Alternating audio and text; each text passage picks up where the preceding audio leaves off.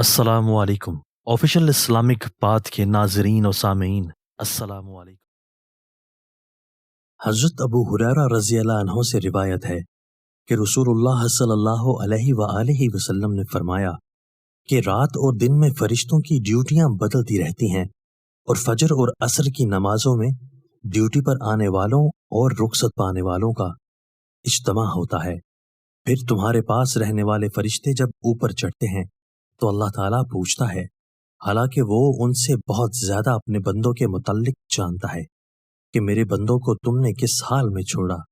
वो जवाब देते हैं कि हमने जब उन्हें छोड़ा तो वो फजर की नमाज पढ़ रहे थे और जब उनके पास गए तब भी वो असर की नमाज पढ़ रहे थे।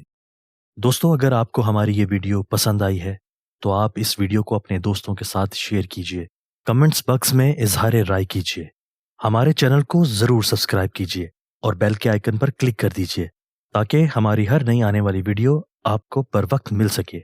आपके ताउन का शुक्रिया।